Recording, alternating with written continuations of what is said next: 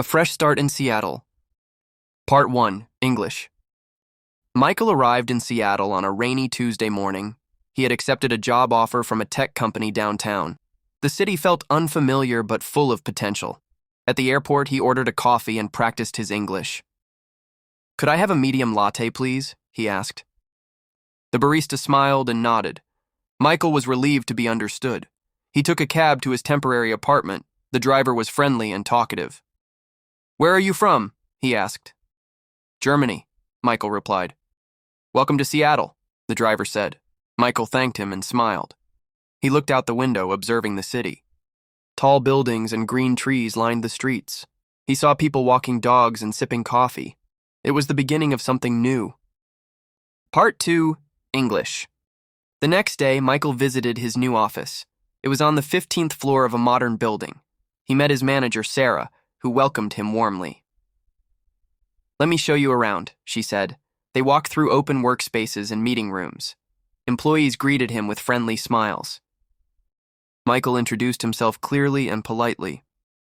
"I'm excited to work with you all," he said. Later, Sarah gave him a company badge and laptop. He set up his email and checked his schedule. There were meetings scheduled for the week. Michael felt both nervous and motivated. During lunch, he joined co-workers at the cafeteria. They spoke quickly, but he listened carefully. Sometimes he asked questions to clarify. "Don't worry," one said. "You'll get used to it." He smiled, feeling a little more confident. Part 3, English. Over the weekend, Michael explored the city. He visited Pike Place Market, full of colors and sounds. Vendors shouted, fish flew through the air. He tried clam chowder for the first time. It was creamy and delicious. At a bookstore, he bought an English novel. He hoped reading would improve his vocabulary. Michael also visited the Space Needle. From the top, the view was breathtaking. He took photos to share with family back home. In the evening, he went to a small concert. The music helped him relax and unwind. He liked how the city offered both work and fun. That night, he wrote in his journal, "I think I made the right choice," he wrote. Seattle was slowly starting to feel like home. He went to bed feeling content. Part 4, English. Monday morning came quickly. Michael woke up early and got dressed for work. He reviewed his notes before the team meeting. At 9 a.m., he joined the video call with 5 colleagues. Sarah introduced him to everyone. "Michael will be working on the mobile app project," she said. He smiled and waved at the camera. His teammates welcomed him and shared their roles. During the meeting, he took notes and asked questions. Sometimes the technical terms confused him. After the call, Sarah checked in with him. "You're doing great," she said. Michael felt encouraged. He started working on his first task, reviewing the app's login flow. He noticed a few issues and documented them. Later, he emailed his observations to the team. It was a productive first day. Part 5, English. Each day, Michael learned something new. He wrote down useful phrases he heard in meetings. At home, he practiced saying them aloud. Phrases like "on the same page" or "follow up" became familiar. He also started going to a local language exchange event. There, he met people from different countries. They practiced English in small groups. One evening, he talked to Anna, a designer from Brazil. They laughed about language mistakes. "Sometimes I say things totally wrong," she said. "Me too," Michael replied. "But we learn, right?" They became good friends and exchanged numbers. Michael liked having someone to speak with outside of work. He felt less alone in the big city. With every conversation, his confidence grew. He stopped translating in his head. English was starting to flow more naturally. Part 6, English. One Friday, Sarah invited the team for happy hour. They met at a cozy bar near the office. Michael was nervous at first. He didn't always understand jokes or slang, but he decided to listen, smile, and join in. Someone asked, "So, how do you like Seattle?" Michael replied, "I like it.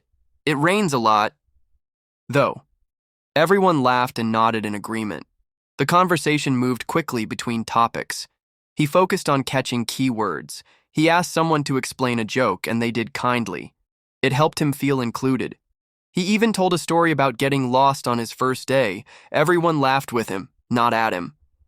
By the end of the night, he felt like part of the team. He walked home in the rain, feeling proud. He was starting to belong. Part 7, English. Michael's English improved noticeably at work. He joined more meetings and even gave a short presentation. He practiced the speech the night before. "I'm a bit nervous," he told Sarah. "You'll do great," she said, encouraging him. The presentation was about improving app navigation. He spoke clearly and used simple terms. People nodded and asked questions afterward. Michael felt proud and relieved. He received a few compliments from coworkers. "You've come a long way," one of them said. That evening, he celebrated with pizza and a movie. He wrote in his journal again, "I'm growing every day, step by step." His confidence was becoming part of his routine. English no longer felt like a barrier. It felt like a bridge. Part 8, English. Winter came and the city grew colder and darker. Michael missed his family more during the holidays. He scheduled a video call on Christmas Eve. They talked, laughed, and exchanged virtual hugs. His parents were proud of him. "You sound so confident in English now," his mother said. Michael smiled, feeling warm inside. At work, things stayed busy. He was given more responsibility on the project. He collaborated closely with Anna on design tasks. They often worked late but enjoyed the teamwork. One snowy evening, they went out for hot chocolate. They talked about life, goals, and dreams. Anna said, "I'm glad we met here." Michael replied, "Me too. It's been a good surprise." They promised to support each other no matter what.